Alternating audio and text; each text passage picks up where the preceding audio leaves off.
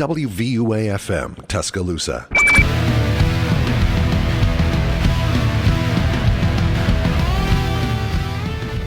Hello, everybody. Thank you for listening to 90.7 The Capstone. You are now tuning into the student section. My name is Tanner Thompson, along with Elliot Miller and Adrian Wesley. Today, we're going to talk about some top 5 cornerback stuff before this 2023 draft. But first, how are you guys doing today?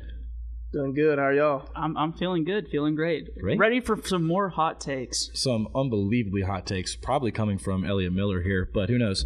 You have been a hot take god. He has created some boiling hot. Boiling hot, the only way to say it. But yeah, let's go ahead and get into it. Does anybody want to start with their 5 specifically? I usually start first. I'll keep that trend going, which probably we just talking about hot takes. I could be seeing through crimson-colored glasses. I have Eli Ricks, number 5. If you look at just 1 year ago from today and you look at what a lot of people thought coming to this draft, a lot of people thought Eli Ricks would dominate at Bama and be a top 10 cornerback. Obviously, that didn't really work out because he had what'd you say? People thought he would. People thought he would. Alabama. He was fairly injured a lot of the season, so he didn't really get to play. So this makes him top 5. People thought he was going to be a top 5 cornerback, so now he's top 5. Let me get to my 5. Okay. If you cut on the tape against Mississippi State, that was one of the better. Did y'all watch that game? I did. I watched. It was a great game. I was there. Was you at the game? Because I was at the game. I was at the game. It was a great game. It was one of the better cornerback performances I've seen in person. It was really good. He's very lanky. Y'all are making me laugh now. He was all freshman at LSU. Right. I think his upside. He's one of the biggest cornerbacks in this draft. Right. Ultra confident. So I really think he's going to pan out well in the league. I thought he could have came back a year, but me having him top 5 just shows how good he is. Yeah. But that's fair. I mean, y'all are sleeping on this guy. We respect the decision. Y'all are sleeping on this guy. I think there's a difference between sleeping. The main reasonings you had for him to be a top 5 cornerback in the 2023 draft, I'm going to run through them back real quick, is because of his one-game performance at Mississippi State and the fact that people thought he would be a top 5 cornerback in the 2023 NFL draft. Maybe we're sleeping on how good the Mississippi State offense is. Maybe it's just that's spectacular. That one performance just shoots him up into the top 5. We're going to be a couple years back, and we're going to be looking at this, and Eli Ricks is going to be the best corner in this draft. And I'm going to say, I can't wait. I honestly can't wait. Y'all don't have him top 5. I hope you prove me wrong. I really hope you prove me wrong. We're all rooting for him, okay? Fair. Exactly. It's not like I don't want Eli Ricks to be top 5, but, here we are. Anyway, Elliot, do you want to go second? Yeah, I was kind of struggling with the clear-cut 5. I kind of have 2 guys tied. It's like one of them is my honorable mention. That's Forbes. Okay, right. He's just so small. He's got great ball skills. I get it. He has a ton of picks and everything. His size, though, 166 pounds. I mean, that is tiny. I mean, we were talking about this earlier before the show. Any receiver, it doesn't matter who they are. They're just gonna be more physical than this guy. They're just bigger than him. Yeah. So I don't see how in the NFL on these contested catches, I feel like that he's gonna get beat out almost every single time, no matter how good his ball instincts are. Yeah. Just because the other guy is simply bigger than him. Nothing that he did. But my real number 5 is Kelee Ringo. Okay. And I'm not super high on Ringo. I mean. Right. I saw him get ripped up by Marvin Harrison Jr., but as we've discussed, Marvin Harrison Jr. is by far away the best college football receiver. Unbelievable prospect. But he's crazy. I just feel like despite everyone saying that Ringo is fast, I feel like he just gets burned by really fast receivers too often, and he cannot catch up. Well, Jamison Williams, last year's SEC championship, and the first part of the 2000 or the last year's national championship was killing him. Yeah. That killed him the whole SEC championship, and then you could see he was well on his way to having a big day. Yeah, and what's Jamison known for? His speed, right? He just cannot recover if someone burns him, and that's a big downfall in the league. If someone just gets past him, they're gone. Exactly. Yeah. Well, we've seen him play the best 2 receivers the last 2 years, which I guess that is hard to compare somebody playing the best 2, but but at the same time, that's what you want to see him against. The NFL's the best of the best. So. It'd be one thing if he astounded playing against the rest of the league, right? But he didn't exactly do that, no. And the fact that he got pretty burnt and torched by these guys who were NFL talent, that kind of makes it a little bit more difficult. I think his highs are really high. Yeah. That game he had against Hyatt was really, really good. Right. But his lows are low. His lows are very low. Obviously, the pick 6 he had in the championship, but I mean, I don't think one play just speaks to you as a prospect. Right. It was a great play. I think that play for a long time kind of carried his name. Yeah. Like, because he kind of shot, I agree. It's he wasn't really, if you look at last season, like, he wasn't really talked about that much. He really wasn't. On their defense. And as soon as he got that pick six, everybody's like, okay, well, he's going to be the best corner come out of this draft. Right. And there's something to be said. If you're starting on a Georgia defense, you're good. And you're a really good player. Oh, it's nothing against him. Exactly. It's just like in comparison to everyone else, I feel like he just lacks that. I think he's overrated speed. for sure. Exactly. It's tough. But yeah, that's not a bad pick. I think you guys may think that I have this guy a little bit too low, and that wouldn't be unfair. But I had Cam Smith at 5. He is, I think that's fair. And again, it was also kind of a tough place to put the 5th cornerback, just because. I mean, I think I'm pretty confident in my top 4, but once you get past that, it's a little bit tough to really know who I want to hammer down at 5. But yeah, I put Cam Smith out of South Carolina. Just had you can tell when you're watching him play. He's just a good player. Not exactly like a generational athlete, but solid coverage. Just I think coverage skills get a little bit underrated when it comes to the draft, especially now when you have guys that are just freaks in the combine. And for example, I mean, obviously Sauce Gardner was an unbelievable prospect, but you slept on a little bit, even though he had the best skills at corner in that draft class. Maybe you could have argued Derek Stingley, but obviously Derek Stingley has not exactly played to the same level that Sauce Gardner has. But Sauce Gardner could be one of the best defensive players of all time by the time he's finished. Exactly. But that's another. just adding on to that. But yeah, and so that's why I think I value the seeing that they have the skills on tape. I think that gets a little bit lost when the combine comes around, but that's why I have Cam Smith. I'll pick up and add on to that. I had Cam Smith at 4. I basically agree with everything you said. He had one of his better games also against Jalen Hyatt, who was a Biletnikoff winner this year, right? And who someone Alabama couldn't stop. I can never hold that out. Yeah, can't never hold that out. He's a ultra confident guy. He wants to guard the other team's best player. I think he'll transition well to the league. So basically what you said. I had him at 4. All right. For my 4, and my 3 and my 4 are also pretty close, if I'm being honest here. But my 4 is actually Joey Porter Jr. I could be like a complete Steelers homer and be like, well, his dad played for the Steelers. His kid must be really good. But like, he's not a splash impact player, and that's not a bad thing necessarily. Right. But I get concerned when I look at his stats. He has 1 career interception over his entire collegiate career. And yeah, you can say that's an overrated stat, right? But for me, I just wonder, like, is that like a product, like it's hitting him in the hands and he just cannot catch it or something? Because like that is a problem in itself. Right. But I also think another main problem with him is that he gets really grabby at the top of routes. Like if you watch his tape, he always, anytime he's at the top of a route, he's always grabbing the receiver, and that's just not that's not going to fly in the league, and so that's my main concern with him. I mean, is he good? Yeah, he's really good. All of these guys are really good, right? But just for those reasons, that's why I have him at 4. Right. That's unfair. He's going to end up being a little bit higher on my list. He's going to be personally, and I do see what you mean with the grabbiness at the top of routes. But my only thing is that I think that's something that is very teachable at the NFL level. That was something even if you remember Sauce Gardner, that was almost a little thing with him. Obviously, again, unbelievable prospect. It's hard to knock things off of his game.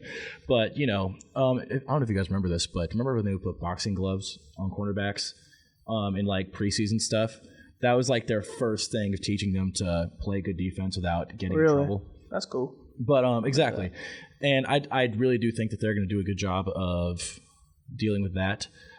But yeah, so again, I think not bad. I do personally for my top 4. I think the guys are like really close. Yeah.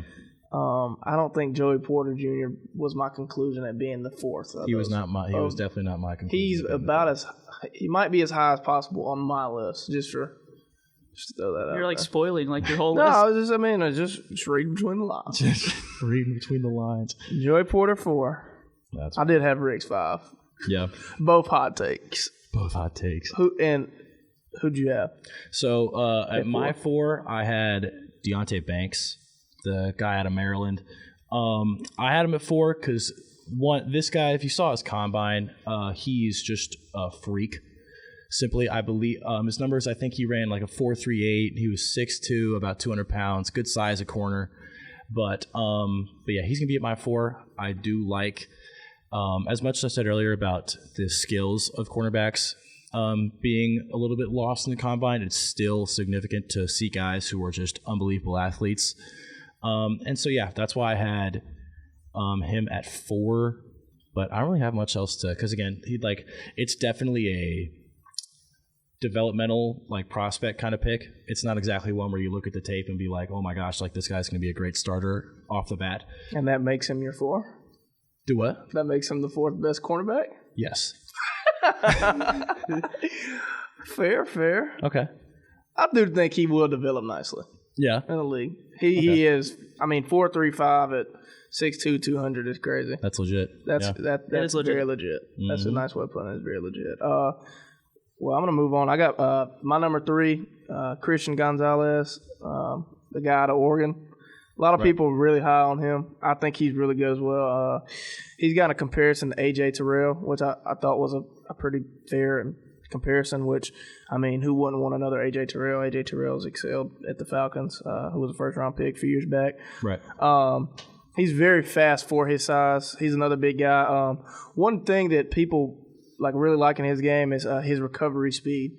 So if he does, kind of get behind the defender or behind the receiver, right, he makes up really well for it. Most people, like I said, from some of the stuff that I've been looking at, a lot of people have him as the number 1 cornerback draft prospect, especially after his combine. Had a good 40. He really just had good vert, had a good day overall. Right. So, like I said, I thought my top 3 were pretty close. I came to the conclusion that he was 3, but I think he's a really nice prospect. Yeah, I agree. All right, my number 3 is a guy we've already talked about. It's Cam Smith. And I had 5, I had him 4. Yeah, I'm 3. Yeah. No, that's fair. Yeah, I completely agree with what you guys said. I can't really say anything more. I'll just say my main concern with him, I think he gets penalized a little bit too much. He had 10 penalty flags in 2022, apparently. He did have 10? Yeah, he did have 10. I've seen that stat. 10 is crazy. That's a lot. It's a lot. And that's why I said it's a concern. Yeah. But like we talked about earlier, grabbiness and stuff like that, that is something that can be taught. It's something to improve on. Right. So, and that's why I said, my 3 and my 4, they're pretty close. I think it's pretty hard to really sort these guys out definitively. It's not like some of the rankings where this is a for sure number 1, this is a for sure number 2. Right. This is much more everything's kind of in the weeds on this one. That's how I felt. I thought that a lot, which, most positions that we've kind of talked about with the receivers, not running backs. I think running backs were really close except for that number 1 guy. I think everybody had the same one. But yeah, a lot of positions have, I think, been fairly close this year compared to some years where you're just this guy's the best. Next year, Williams will be the best quarterback. Marvin Harrison Jr. is going to be the best receiver. Right. I think Kool-Aid McKinstry from Bama will be the best cornerback. Right. I think next year there will be a lot more definite number 1s than there are this year. Right. I agree. Well, yeah, I think that brings me to my 3. This guy's already been talked about, and again, I kind of stuck with my the kind of toolsy kind of guy, cornerback. Yeah. I put Christian Gonzalez on my 3. Yeah. Again, I just liked him just as a complete athlete. He has the size, speed, strength. Nice blend of all 3. Exactly. Sure. Yeah, and he's also 20 years old. So, he gets drafted this year. That's a young guy to be drafted. Yeah. He's 20? Wow. 20. I didn't catch that when I was young. Yeah. How's he 20? He's about to turn 21. Yeah, he's about to turn 21. Wow. Yeah, that's crazy. So again, that's what makes me such a huge having those physical tools and being that young. Yeah, that makes you very draftable as a cornerback. I don't know how high corners are going to go relative this year because it's obviously such a team need thing. But yeah, Christian Gonzalez, like you said, unbelievable combine, and at 6'2", 200, that is ideal size at that wideout corner position. But yeah, I think that makes a lot of sense too. I kind of overlap that with his age. Why a lot of people have him as the number 1 cornerback because, like I said, he's just ahead of the curve. Yeah. And now, obviously every position you draft is going to be very important. But I think that more than ever, teams are trying to lock in on these cornerback draft picks because if you just look across the league at the talent at the receiver position, I don't think there's any argument the receivers are the deepest. Don't y'all think that's the deepest position in football. Yeah. Oh, absolutely. Oh, Like football, not really absolutely. close, not close, not even confidently. not the enough to have a position. debate at all. So you gotta lock in your number one guy at cornerback these days. The receivers in the league are just. I mean, we could probably sit here and make a legit case for probably 6 or 7 guys as the best receiver. Probably, honestly. Jettas, Adams. Yeah. But Cooper even Kupp, then, when you think about Brown. every team, there's not many teams that you can say, wow, that receiving core is actually just brutally bad. Like, there's always at least There's one always guy. one saving grace. Right, Like, exactly. oh, well, this guy's actually pretty good. Exactly, So, right. Yeah. Pass-heavy league, got to be able to defend against it. Exactly. Patrick Mahomes effect, am I right? Oh, man. All right. Any other notes on our first 3 rankings before we go to break? I thought that was all pretty good 3 rankings. I think they were solid. I think that was nice. They were solid. All right. With that, we're going to go to break for a few minutes. We'll be back in just a little bit with our top 2.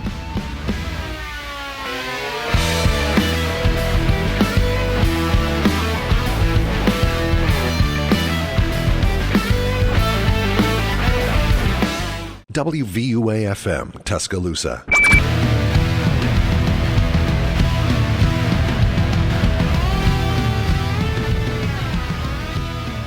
Welcome back to the student section once again. We are going to continue with our cornerback draft ranking. We've done our 3 so far. Now we're moving into the top 2. I think these 2 are probably the most significant ones that we talk about so far. But with that, Adrian, do you want to start us off? Yes, I'm going to go with which I said that a lot of people had Gonzalez number 1. Also, it's really these 2 guys that a lot of the draft guys have as the number 1. I'm going to go with Devin Witherspoon out of Illinois. Right. I think he's a good prospect. He's kind of on the smaller side. He's 6 foot. What 6 foot is like? That's decent. He's 180 pounds, which we talked about. Who was it we were talking about? Forbes at 166. Forbes He's obviously not that. He's got 15 pounds on him, but still 180. When a lot of these other guys are hovering around 190, 195, and 200. Right. I think Witherspoon could gain some weight. As far as prospect, I think he's crazy good. He's only been playing since his junior year of high school. Did y'all see that? Oh, yeah, I did see that. So that's one of those things, like, you could either take good or bad. You know, he's excelled and he's this high, this quick. Yeah. But also, is his football knowledge going to carry over to the NFL? I mean, Julian Edelman was a quarterback, and then he got converted into like a receiver, right? So, I mean, he played quarterback in college. Switches, man. I mean, Kelsey went into college as a quarterback and came out as tight end. And that's now the best tight end in football. That's fair, but you could argue that, and obviously with route running, and that's a whole different argument. But as far as understanding the position, you could also a lot of people say cornerback is the toughest position in football. Exactly. So I see what you're saying. Yeah, I understand the argument. Yeah. I mean, it's not a which, and it's like I said, it's one of those things that could go both ways. You could argue that he's only been playing this amount of time, so he's just going to keep getting better, or he doesn't have enough knowledge, to play. But he's been fine for multiple years at the Big Ten level against great players in the Big Ten. So I think he will be fine. He didn't give up a single touchdown this last year. He had 3 INTs, 14 pass breakups. They interviewed him at the Combine. He said he likes to model his game after Jair Alexander. So I think he's a solid prospect. A good guy to model your game after. Yeah, that's a great guy. Yeah. And I lean on the side that he will continue to rise. I don't think his knowledge will hurt him. It hasn't hurt him to this point. So like you think he's got a pretty high ceiling, right? Ceiling wise, he probably has a highest ceiling. The highest. That's an interesting take for Devin Witherspoon. I feel like I don't see it too often. Because, I mean, he's a guy, again, 6 foot 180, but numbers-wise and just kind of on the field, he was, I mean, this may reveal my pick, but he was like probably the best cornerback in college football this year. But, I mean, at the same time, him being the best, okay, well, I guess I'd give him the lowest floor. That was I was going to say. You can put him at 2 from a ceiling standpoint, but him having a higher floor, but other guys possibly being able to have a better career overall. Who would y'all say has the highest ceiling? Just if you haven't named them yet. Highest ceiling? Tell you what, I'm just going to go ahead and say my second person. It's going to be a Joey Porter Jr. Okay. I think he has a significant advantage over everybody else in this draft. If we've talked about it a lot, the long arms, 34-inch arms. I thought you had him 1. Go ahead. I actually do not have him at 1. I have him at 2. But again, 6 foot 198, very ideal size for a wideout corner. Yeah. Still played well, had some tough opponents, and with that potential, having a 4.46 and those long arms, he has all the potential to be a dominant man-to-man cornerback in the NFL. Right. Again, he allowed 0 touchdowns, had 15 receptions on 275 coverage snaps, or allowed, 15 receptions on 275 coverage snaps this year, and he was targeted 30 times. He was only targeted 30 times. Exactly. That's People crazy. just don't throw the ball at him. He didn't have many picks, but again, he's not targeted super often. There was only 30 times out of 275 coverage snaps where he had the chance. That tells and you're probably not throwing it at him unless you know somebody's open. He's taking one side of the field away. Exactly. I mean, 30 targets throughout a whole season. Exactly. That is pretty wild, especially with some of the receivers in that conference and really just football in general. Exactly. That's nobody else didn't wild. get thrown at like Joey Porter did. Yeah, no. He takes guys out of the game. Exactly. So I just think he has all the tools. He doesn't quite have the athleticism that Gonzalez and, again, my number 4 Banks do. Gonzalez is a crazy They have athlete. incredible tools. I think he's the best athlete of the Gonzalez. Probably. I think he tested the best he's overall. He's crazy. But yeah. So I put my 3-4 guys as potential, but my 2 and 1, these are just guys that are pretty proven. Again, Porter is slightly more of a potential guy than my number 1, but yeah, I think he has the highest ceiling in this class right now. My highest ceiling is my number 2, Fantastic. and that is Christian Gonzalez. Okay. Dude's just, like we've said, athletic freak of nature. Yeah. I mean, this guy is incredible. He's got great recovery speed, but the one thing that I think he lacks that could make him take that next step to being at that high ceiling, he just got to work on those instincts. Yeah. Right. I think his instincts are lacking, but for some people, that's like a knock on them coming out of college. But once they're actually in the game, in their scenarios, they learn like the feel of the game. And I'm hoping that for him, that like that's how he translates into the NFL. That's like we said, he's only 20. Exactly. Yeah. He's got plenty of time to learn. Okay, so he can work on those instincts. He doesn't have to be the best cornerback on a team day one. No. Right. So, I mean, I think he's got the highest ceiling just due to his athletic prowess. I mean, I don't know. It's hard to argue against something like that. Especially when you have after Tariq Woolen got picked last year, it's hard to see a freak athlete and not want to go after him. Going to make sense at the cornerback position. That needs to be probably your most athletic position that you have on a football field on both sides. No doubt. That needs to be your best athlete. So you really can't go wrong going for guys like that. And again, 6'2", he's 6'2", 200 pounds? Yeah. Gonzalez? That's legit. Especially it's like we talked about what the guys are going to match up against. Exactly. You got to have an athlete. Exactly. So yeah, I hope he does really succeed again. And you had him 2. I had him 3. You have him 3, right? Who? Gonzalez. So I think we're all going to have the same very top similar. 3 in just a little bit of different order. Right. With that being said, I put who you had at 2, Tanner. I put Joey Porter Jr. as a number 1 cornerback. He was number 1 for much of the season. He kind of slipped there towards the end. I don't think it was anything due to him. I think it was more some of the other guys, just like Witherspoon and Gonzalez were on the rise. Like we talked about, he only had 30 targets and 275 covers. That's crazy. That's actually crazy. I know Elliot had him at 4. He kind of touched on him having 1 career interception, which it's one of those things. I mean, if you're only getting thrown at 30 times, I know it's for his career, but still, like, he's one of those guys who kind of locks off one side of the field. Right. So I don't think his main focus is interceptions, which always is a nice thing. Kind of like everybody talked about Trayvon Diggs, though. He gave up a lot of yards, but he got a lot of interceptions. So I guess for your team, it's whatever you want more. Personally, do you want the boom or bust, or do you want the just complete lockdown, nothing ever happens? Personally, if I was picking a cornerback, I'm always riding with the lockdown. I have to imagine that the Dion type of. The Sauce Gardner, who grabbed a couple of interceptions, but still, you get the point. I want the guy that's going to take your guy out. Absolutely. You talked about his arm length really long. I think he's going to be the best cornerback. I think he's really nice. And again, like I know I've already kind of talked about the arm length a decent amount, but dude, like that will give you a significant advantage. When you are on the line, it's just who gets hands on who he's first. He's 6'2", 195 too. And if you watch the tape, he takes people out of the play. He really does. Yeah, he'll take people all the way to the sideline, and they're just a non-factor. Just deletes them. His arm length and him being 6'2", 195. Yeah. I mean, he's just strong. He's really 6'2"? Yeah. I thought he was 6 foot for some reason. Wow. Really? Yeah. Maybe I had that wrong. I think it had either one. It's either way, he's a bigger size. guy. Great size with long arms who's going to take your guy out of the game. Exactly. Very good cornerback.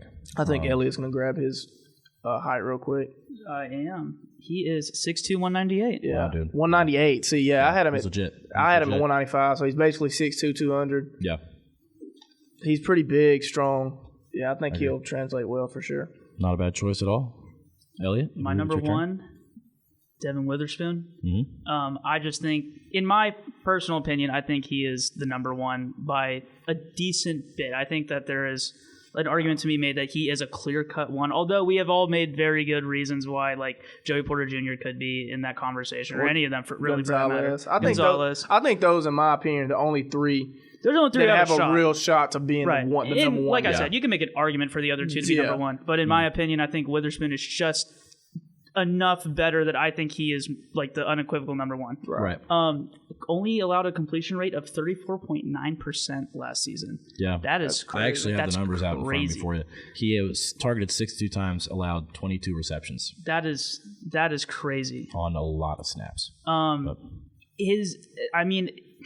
He's not the freak athlete that Gonzalez is. Right. Okay, but you don't have to be the freak athlete in order to be like successful at that level. And we've talked about he has like a pretty high IQ for only playing since his junior year of high school, right? That puts him at 6 years? Only 6 years. All these other guys have been playing since they were 5. Yeah. I mean that is crazy to think about. I just think that he does lack a little bit of speed in some departments, which I mean it hurts sometimes, but I think that overall he's got good enough ball instincts that he can overcome that. Yeah, I like that pick a lot. Well, I like it a lot because for my pick, agree with it. Yeah, I would actually agree with it. My pick is also Devin Witherspoon. And again, I've said this a few times throughout the show, but the tape, I believe, is just the most important thing at the end of the day. And Devin Witherspoon was just locked down all year. He had 424 coverage snaps, was targeted 62 times out of that, allowed 22 catches, like I said, but also had 3 picks and allowed 0 touchdowns. That is a really good year for a cornerback, and it's hard to argue against that. Yeah, and speaking of the tape, I forgot to mention this during my bit. If you watch the tape, this man is very physical. He puts out some violent hits on people. And for a guy that's not even like the freak athlete, like he really just goes all out. And like if I'm a GM, I'm looking at that. I think he's got a really hard work ethic, you know? Yeah.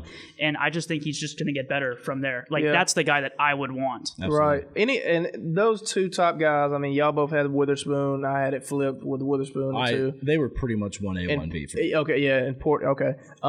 With those guys, when you're on the field that much and you're, that many snap coverages or cover snaps and you don't give up any touchdowns, I mean, you're pretty good. Yeah. You're pretty good. Exactly. And I thought about my 1 and 2 for a long time. Yeah. I really wanted to go Porter, especially with him being 6'2". I thought he was 6 foot. Right. Him being 6'2" obviously helps his case a lot. Yeah. And also ran a 4.46 40, which really isn't bad by any stretch at all. For 6'2", 200? Exactly. Because how big is Witherspoon? He didn't test. 5'11" and a half according to here, and he's 181. Wow. Yeah, I have him down at 6 foot 180, so same deal. Same deal. But same thing. But yeah, so again, Devin Witherspoon is exactly not pro or all pro cornerback size. Obviously, he can put on a little bit more weight, and he probably will. Yeah. Being on an NFL team, and again, it's tight. I just like Devin Witherspoon because I think his coverage skills are just better. Like young football, like not like obviously he's a young man in age, but like he's a young football player. Mm-hmm. Like. Imagine if we started playing football, dude, when we were juniors in high school. Yeah. And, like, a few years later, like, your first round draft pick. You're literally arguably the best cornerback in the draft class. That's crazy. Yeah, unreal. But, yeah, is there any other last-minute takes you want to have about these top 5 before we go to break?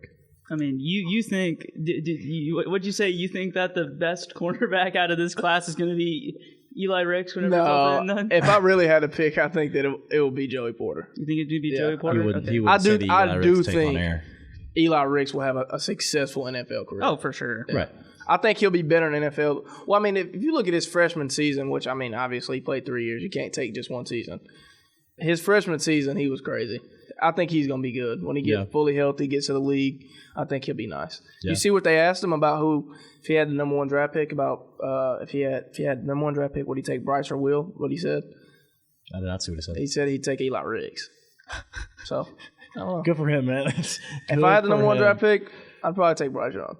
I wouldn't take Riggs, but I like the confidence. I mean, like, well, let's think about it for a second. Bryce Young or Eli Riggs? Pick. If I had the 32nd pick, I don't know if I'd take Eli Riggs. But hey. I like the confidence. That guy's probably, he could very well be late day 2. He could. Being completely real. But that being said, you're definitely making a potential kind of pick, and I respect that a lot. Right. Like he has. You think he could sneak around 1? You don't think so? He's not being around. There's no way. I'm going to guarantee right now. His combine wasn't. He's not sniffing round 1. He is not touching round 1. He won't. I love being optimistic. He won't. Rick's the first round pick. Just think about the guys that you put ahead, right? Okay, so like Witherspoon, Porter, and stuff like that. Like, think about how many teams are actually going to take a cornerback in the first round. There's no way he's in the first round. He's not first round. I'm joshing you about that one. He won't sneak into I was just joshing. I was just joshing you. All right, we're going to let Adrian think about his terrible take while we go to break. Wow. We'll be back in a few minutes to finish off the show, but for now, enjoy this break.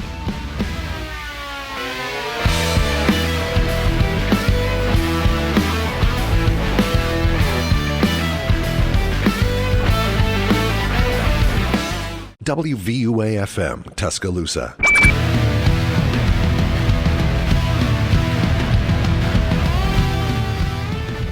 Welcome back once again to the student section. We just gave our top 5 cornerbacks in the NFL draft.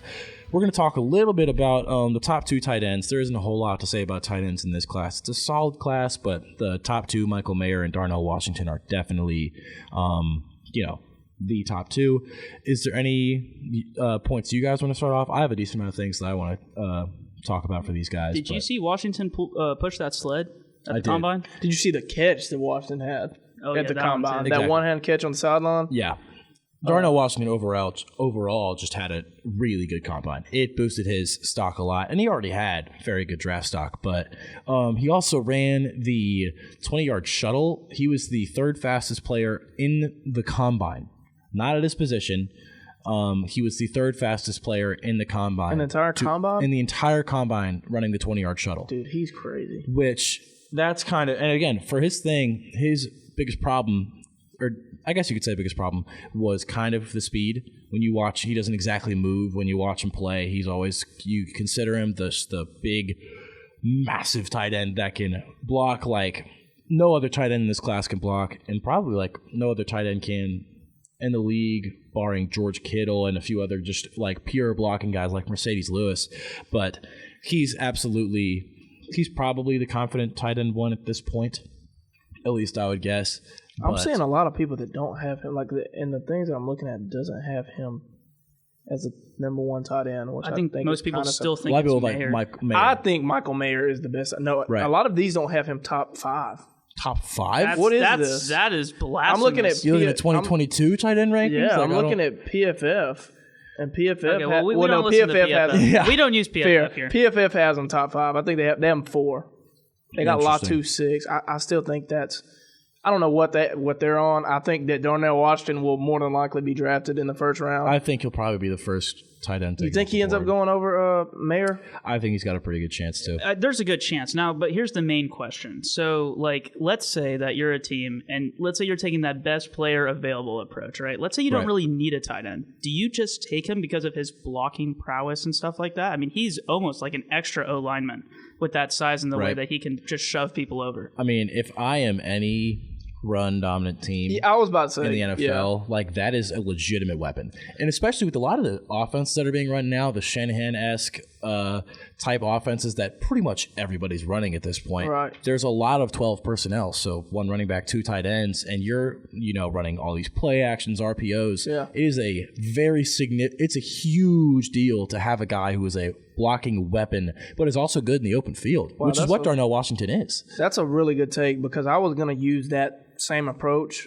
as to the reason why I thought Michael Mayer was like the number 1 tight end. Yeah. Because in an offense like that, I mean, obviously no better example than Travis Kelce, right, who's just used as a weapon. Michael Mayer, the last couple of years, he's had over 800 yards and at least 7 touchdowns. Right. In a Notre Dame offense, that was kind of dark. He was a light, so yeah. I think that's a great reason you used why to get Darnell Washington. That would be my actual reason to get Mayer, though. I think he just obviously I think he opposes more of a threat in the receiving game. Yeah. I think that's like, he's like really good receiving tight end. And really Darnell Washington's good for the run though, and he's a good target in the end zone. But just like all down the field, he's not exactly route running is definitely not his prowess. But if you get him the ball in the open field, like he is, I would consider him a weapon in the open field. I think he's a weapon. That's not what I'm. I think it determines on what your team needs. Do you need an extra blocker, or do you need someone who's more fluid in the open field? That's what it's going to come down to. I think that's going to be the distinction of where these two guys get drafted. Because if you feel like you need the open field, you'll take Mayer. If you feel like you need more blocking, I think you opt for Washington. Yeah, I think he's a great weapon, but what I was saying, he's not a great weapon up and down the field like Mary, if that makes sense. You know what I'm saying? Like, I agree. But like when you get to the 20-yard line, like Darnell Washington's like, let's find them because he's a big body. And I mean, that's why they have Brock Bowers filled that role at Georgia. That's exactly what he did. Exactly. And Brock Bowers will be an unbelievable prospect next year. I think he goes top 10 next year? Yes. I honestly think he could. I mean, dude, this is like – he's an unbelievable tight end prospect. He's easily the best tight end prospect we've seen coming out of college. He's better than Kyle Pitts. Do you think so? Combined, I think at the tight end position, he has a chance to be better just because I think he was a better blocker than Pitts. Pitts wasn't really asked to do that much in college, and it's not exactly what he does in the NFL now, but I think that's the only thing he would have over him. Pitts is definitely still a better receiving threat, I believe, than Brock Bowers. Bowers runs a 4.4, dude. Do what? He runs like a 4.4, right? Bowers? Yeah. Right. But, dude, we're talking about Kyle Pitts. Kyle Pitts is Kyle Pitts, but Brock Bowers is Brock Bowers. Kyle Pitts is still a little bit underused. Oh, yeah. He's as a player. Atlanta makes him exactly. We can't forget about how much of a freak he is and what he was able to do in Florida. So it's really tight. But they're the only two tight ends who could ever consider seeing in the top 10. Yeah, and that furthers my argument, or not really an argument, just a statement about earlier though. Yeah. Well, we talked about a lot of this, how we've talked about positions and top 5 prospects. This year was somewhat close. I think next year's guys are going to be pretty definitive. Yeah. He's going to be the number 1 tight end, just bar something like. I don't see a way in which he's not the number 1 tight end next year. No, so, I honestly think there's zero chance. There's there's literally no way. Even if he did not play the entire year, I still think that he would still be listed number 1. No doubt. That would help him. That'd make him not automatic number 1 if he didn't play. Only way is if he gets hurt. Because the only tape you have is unbelievable. So, I agree. But I can't wait to watch McKinnon, dude. That guy's special. Yeah. But who would you take, just to wrap up this tight end talk, Elliot, who would you take? Are you talking about like just me personally or like in the... Just with everything involved, no matter... Everything involved? Am I considering like my own personal team? Let's say from a GM perspective, and then let's say it's just who you like the best. Man, I almost want to pick Washington. Right. And that's just simply, it's the blocking. There's something to be said. There are some tight ends that are really elite receiving threats, but like if blocking's a bit of a struggle, that does take them like out of the play because they are legitimately not on the field because of like the personnel. Right. You can run this guy, and like the other defense would be like, oh, are they running it or is he actually gonna throw it? Yeah, like there's that. That's fair. Like there's that notion that mystery. Right. Mystery. Chiseled mystery. But yeah, chiseled mystery. Oh man, but yeah, I stick to my Washington above Mayer take. I'm gonna. They're pretty close. I think blocking tight ends are so valued. Yeah, like the big reason that San Francisco is so good now is not just solely because of George Kittle, but they have guys that are like athletes, but are also unbelievable blockers. Having Trent Williams, George Kittle, and Kyle Juszczyk, they're all guys. Juszczyk is crazy. I know. They're all guys that can move really well, but they're also unbelievable blockers. And when you have guys like that and you don't know what they're going to do, kind of like what he said, it makes the play action so much more valuable. Right. It just opens up the offense a little bit more. So that's why I stick with a lot of people would call me crazy, dude. I think I don't know. I was going to say you could argue he's the best player on their team, but nah. Washington? No, on the Niners. Juszczyk. Oh, you're talking about Juszczyk? Dude, Juszczyk is best player on the Niners? He's not the best player. He's not the best player. You heard it here, folks. That's why I said Juszczyk is the best player of the Niners. That's why I kind of stood back. He's not the best player, but I said that to say that I still feel like he kind of goes underappreciated. He's really good. He's very valuable. Don't get me wrong. Unbelievable He's player. really good. He's not the best player. They got Bosa, Warner, ultimate Swiss Army knife. Williams. Who's the best player on the team? Got to roll Bosa. On the Niners? Yeah. Probably Bosa. I mean, Depoy. but it's pretty hard to knock. Warner's really good. Warner's unbelievable. Warner's really good. McCaffrey gives it a run for the money. There's so many good guys on this team. Debo Samuel's a decent football player. That makes me so angry that there's so many good guys on that team. But yeah, I'd probably say Bosa. I think current defensive player of the year, led the league in sacks. It'd be hard to go against Bosa. Exactly. Yeah, it's kind of hard. Like, he's the obvious pick. Exactly. Warner beside him, though. Williams is actually. Oh, dude, he might be the best player on their team. That team, I wish I could be a Niners fan, dude. Absolute juggernaut. I mean, those are 4 guys that are like unbelievable. Top 3 at their position. Top 3 at their position, confident. I mean, I think you can argue all those guys at their position is There's an argument to be made for them being the best. Bosa's probably the best at this point in time. Fred Warner's the best middle linebacker. Yeah. Significantly. Williams? I think McCaffrey is the best running back. That's kind of a hot take. You still have an argument for him. It's not a hot take because there's an argument. No, I disagree. It's not a hot take. I agree with it. Yeah. Williams is the best tackle. Yes. He is definitely the best really tackle, good. confidently. And Debo's not top 3 receivers, unfortunately. I don't think Debo's top 10. After this season, you have a better argument than he did last season. Last year, he had a great argument. He slowed down this season. But that's because they used him a little differently, didn't they? He's more like a little bit, right? But he still came out of the backfield. He didn't want to be used as much? That situation was so strange because he was saying he advertised himself as the wide back and then said, I don't want to do this, or if I am going to do this, you should pay me more money. But it was just such a strange situation, and I don't know. Yeah, I think even with his best season, I don't think he's top 10. Like, if you look around, like, he's not better than Amon St. Brown. No. And I don't think Amon St. Brown's pretty high on the top 10 list. You know what I mean? Yeah. He's not better than Jettas. He's not better than Amon St. Brown. He's great. He's not better than Jamar Chase. No. I made this take the other day about Amon St. Brown being the best slot receiver in the NFL right now. Based off this last season. And I think obviously the initial thought is Cooper Kupp, but didn't really play. That's the only scenario in which in which Amon-Ra St. Brown is the best slot receiver in the NFL, but I feel pretty confident that guy is legit. Yeah. That team is crazy though. Niners. Do what? That Niners team is unreal. I'm not taking away from Purdy. I think he, managed their team well. If they ever get like a playmaker though at quarterback, Trey Lance. If he can stay healthy. If he can stay, I mean, he's had one injury. Fair. Yeah. And it's also Lamar Jackson. Don't even put that energy. Bro, that would be the most dream team. That'd be the best football team ever. 20-0 team ever. Yeah, literally. They would probably go. They actually just would not throw the ball at all. Like they wouldn't have to run it. They would only throw when they had to. Do you know how many gaps you would have to account for if you had? Let's just think Lamar, about this. McCaffrey, and split Debo? back formation. You have Lamar, Debo left, C-Mac right, Kittle on the line, and then Brandon Ayuk out left. With Kyle Shanahan calling the plays. With Kyle Shanahan calling the plays. I could go in there and call plays. I would forfeit. Split zone right and then get a touchdown. They'd be the best option. I mean, they'd be unbeatable. They would just play like Navy and just run the triple option. They would literally never lose. You can't cover every gap at that point. You know what I mean? But that's not on the. Why would that not be on the table?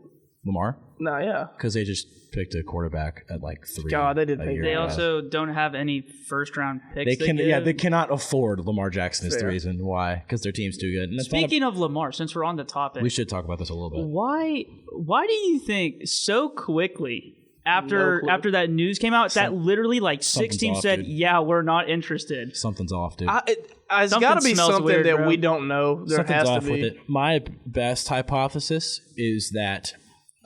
After that Deshaun thing, after not the contract, not any of his off the field problems, but when he got that, exactly what I thought. Exactly when he got the most guaranteed money ever, which is that it was kind of the Christian Kirk thing, to where it just completely obliterated the market for that position. That's a good because his contract is most guaranteed money ever for a guy that hasn't played in a year and also had unbelievably bad off the field issues. Like, how can you? Well, let's consider something. This is the Browns we're talking about. Okay, the worst franchise in football. Which is true, but still, even for the that's low for the Browns. No, it is. It is for sure low for the Browns. But like, even then, like, I don't. Yeah, you may hate the Deshaun contract. Okay, which I hate it too. I think it sucks. But like, this is Lamar, and as much as I don't really like Lamar Jackson as a Steelers fan. Okay. I was going to say. That's the only reason to like Lamar Jackson. But the Steelers own his number, so I really don't care. He can stay in the AFC North. But he is a proven commodity, except really come playoff time. He's got the MVP. 26-year-old MVP who has 16 wins. And 16 he's losses. 16 losses. 45 and 16. 45 and 16. Wins. 45 and 16 as a quarterback. insane. MVP, 26 years old. That's the best. Yes. That's the best player that's hit free agency in a long time. He just doesn't have the postseason prowess. But even then, if I'm a really, really bad team, if I'm always stuck in like the bottom 10 teams, if I can get a guy like that, who cares? My team isn't making the playoffs anyway. Maybe he can elevate my team to the next level. Right. I just don't understand why all of these teams who need a quarterback are saying, you know what, we're good. You're only giving up 2 first-round picks. Well, think about what the Browns gave up to get Deshaun Watson on that contract. Yeah, you're going to pay him probably the same amount of money, maybe a little bit more. Before before his off-field issues, I think he was that worth that contract. Exactly. But after that, it was it was like.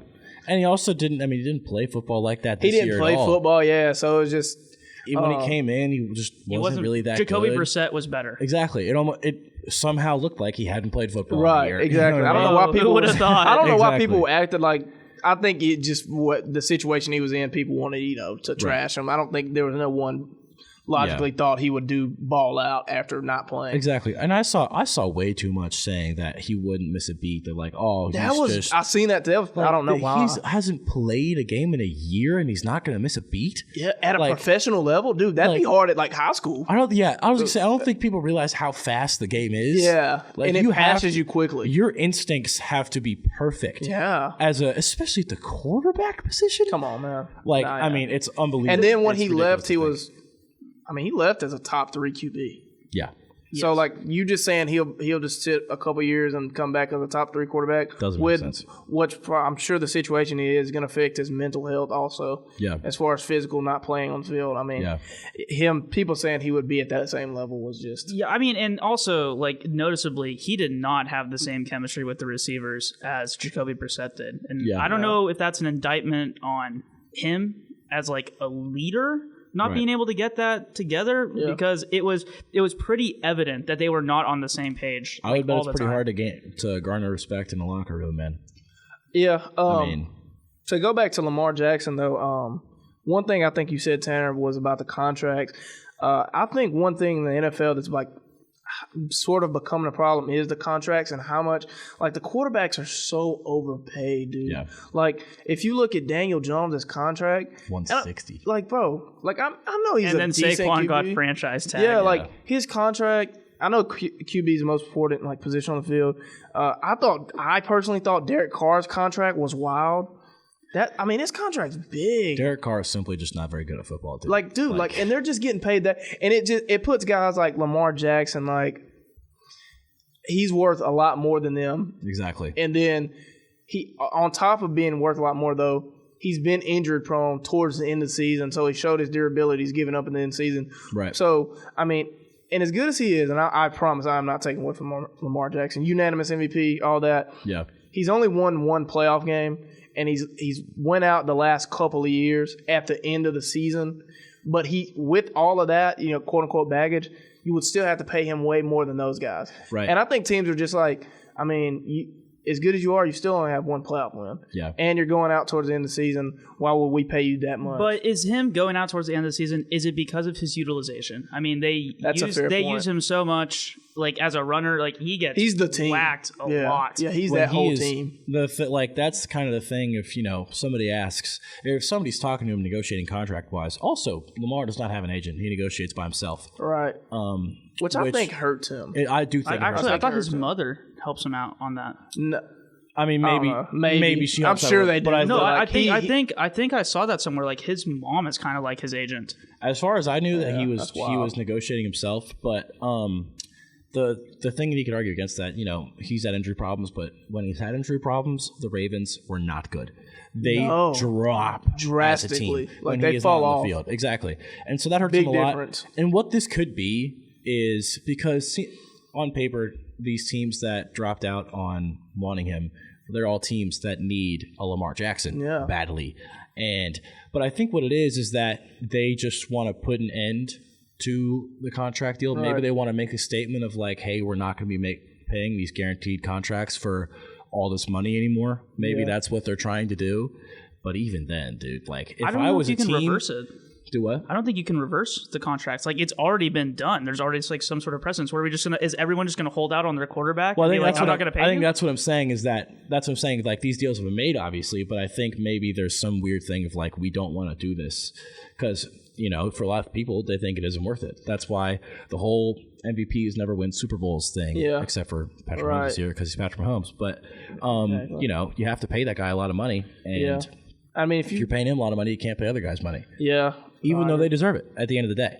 But if you look at last year, not this past year, but the year before last now, I would say right. I want to say they were 8-3 and he got injured and they didn't win another game that season. I don't think it did. Yeah, like they were number one. Were they AFC North? Yeah. They were number one in the division and then they fell like a rock. Yeah, like completely fell off. Mm-hmm. So I mean, I think he's worth the money, but yeah. He also had an unbelievable start to this season, dude. He was so if he could stay healthy towards the end of the year, he's the type of player I think he'd have another MVP year probably. Yeah, he could carry them. I don't think it helps that he plays in what I can argue is maybe the most physical division in football. Yep. Okay, I agree. Anytime that the Steelers play the Ravens, or the Bengals play the Ravens, or the Browns play the Ravens, or any of the teams playing one another, killing each other. Always a bloodbath. Yeah, a la Myles Garrett. Yeah. Good Lord. Very physical. That'll live on for a long time. Yeah. But yeah. All right. I think that's going to be it for us today. Is there any other last second takes that we want to give before we head out? Bama wins tomorrow by 20 against State. Take. Okay. They struggled with them last game here at home. They're going to take it personally. Yeah. I like that. Yep. I like that a lot. Take it personally. All right. Well, that's going to be it for this week's episode of the Student Section. Thank you all so much for listening. We'll be back next week with some more draft prep talk. 2 weeks from now. We will be back 2 weeks from now with some more draft prep talk and probably some college basketball to talk since March is going to be in the middle of that. So with that, that'll be it for this week. We will see you all in 2 weeks.